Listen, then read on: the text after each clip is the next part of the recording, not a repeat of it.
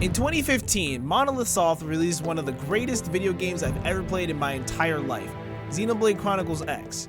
In my opinion, and the opinion of many others, this game was a massive leap ahead of its time.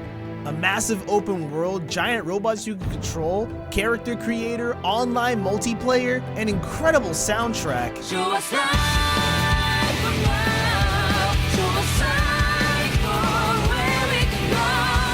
All the singing dark matter, every minute matters. In the wild of the lives, shatter, seek it, go scatter. As they pour out, we can handle them. We had out down so the way to This game had almost everything.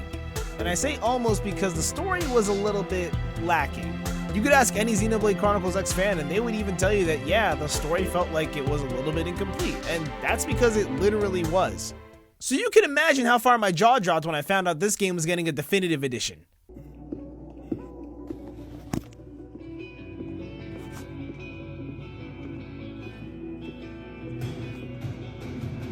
I'm going to be going over a few reasons why I'm super excited for this game to come out. There's going to be some major spoilers across all Xenoblade titles and even a little bit of Gears and Saga too. So if you don't want any of that, you should bail right now. As for everybody else, you are now contractually obligated to subscribe. There are some major reasons I wanted to backflip when I first heard this news. First, obviously, being that they're finishing the story! Xenoblade Chronicles X ends with a mysterious person dressed in black approaching a beached Lao who seems unaffected by the dramatic changes his body went through after fusing with Luxar and the human DNA in the Lifehold. As soon as the mysterious figure in black approaches Lao, he wakes up and the screen fades to black. We're then greeted with subtitles that read, "This story never truly ends." There's no extra quest or mission afterwards that answers who this new character is, how Lao even survived, or where he even disappeared to. The game just kinda ends and you get to play in the postgame afterwards. In the very first announcement trailer for the definitive edition, we see this play out instead. Fancy seeing you here. So this immediately confirms that we are finally getting the ending of the story 10 years later. Hell of a wait, but I suppose the X really did stand for 10. We even got a second trailer later that not only mimicked the first trailer that they dropped for the game when it first came out in 2015, but also gave us a tiny glimpse of what the post-game is going to be like with a teaser of some of the music that we're going to hear. Speaking of the story, this brings to my next reason to be excited for this game. My second reason for popping off is that there will be connections to the main franchise as well as possibly even Xenogears and Xenosaga. Let me break down my delusions for you. Some of you might not know this, but each time a Xenoblade game has been released on the Switch, the connections to the games have gotten even clearer and more concrete. Xenoblade Chronicles 2 showed us that Shulk and Rex were adventuring at the same time. Future Connected showed that their worlds were beginning to merge. And Xenoblade 3, as well as Future Redeemed, told us what happened after those worlds tried to come back together. But the connections don't stop there. What's on screen right now is from the ending of Xenogears, showing Faye having a conversation with the Zohar, talking about how they were the beginning and the end. I wonder where we heard that little speech before. The Zohar also tells you that this form it's taking is not its original form, but simply one that it was trapped in, allowing Faye to conceptualize whatever it truly is. What it wants Faye to do is destroy it as well as its other half Deus, so that it can be freed and find its original dimension. Why is this important? Well, if you take a listen to Professor Klaus, he has this to say. The conduit is a gift from some divine entity. It is a gateway. A gateway that will take us to an entirely new world. The power you and Numa exercise is the conduit's power. It comes leaking out of some far-flung dimension, and it is a power we can know nothing about. Loose connection? Absolutely. But I have another one that might convince you that I'm not crazy. I even have some footage of me realizing it live while I was playing Xenosaga. The battle over, Cosmos falls into an eternal sleep and drifts like the passage of time through the emptiness of space. A blue light penetrates her battered and faded figure. Perhaps that light will be the cause of a new awakening.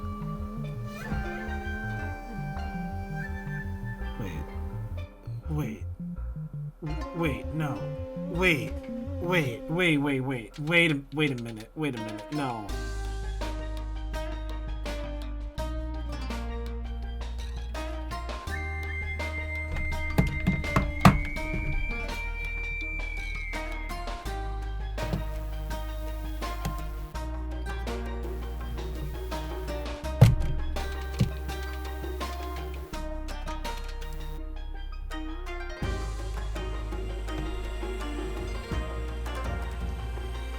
If it wasn't obvious already, this is extremely important because for the longest time, cough cough, 10 years, people thought that Xenoblade Chronicles X was its own standalone game that had nothing to do with the main franchise. A completely skippable, but very fun experience. But now that everything else is connecting, there might be a chance that this game finds its way into Klaus's madhouse. And if it does, I can't wait to see how. Now on for some hopes and wishes for the game in terms of quality of life to make the game feel a little bit more smooth.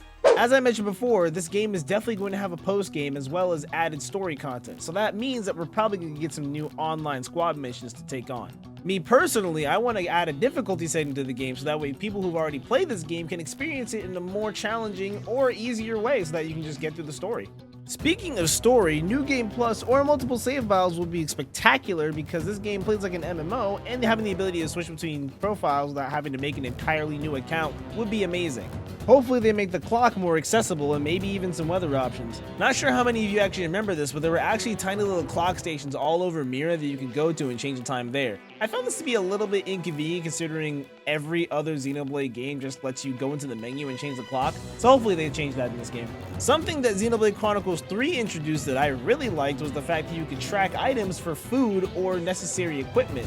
So, hopefully they add that too, considering Mira is a very big planet with lots of different monsters that drop very specific items from very specific drops. So, knowing which item comes from what would be great. Please, please, please add an actual photo mode. You were right there with Xenoblade Chronicles 3. You were so close, but I would really love a photo mode, or just a way to turn the entire UI off or something like that. Just make sure that the game looks clean. It's just the game itself, no other menu options. Just please do something about the UI, please.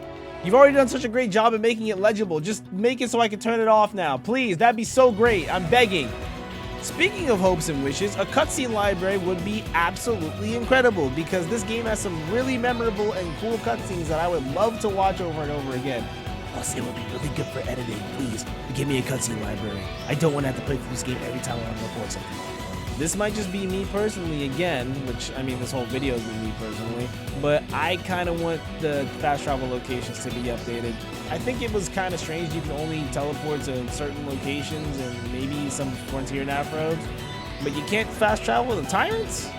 Just doesn't add up. Give us the unique monster tombstones, tyrant tombstones. I can say tyrant now, oh my god. There's also the fact that we know the level cap is going from 60 to what I can only assume is 99. Overdrive got a major update allowing you to see what's happening in your overdrive combos. The on-screen text is actually legible. The follow ball works. Squad task mark items in the overworld. And there's even an entirely new skill that looks faster than the ones you have. There's a lot to be excited for given the track record of Monolith Soft. So I'm patiently but excitedly counting the days. What are you most excited for? I'd love to hear what you're looking forward to in the comments. That's all I got for now though. Thanks again for listening to me gush about this game. And if it wasn't obvious by now, I'm 100% streaming this game when it comes out.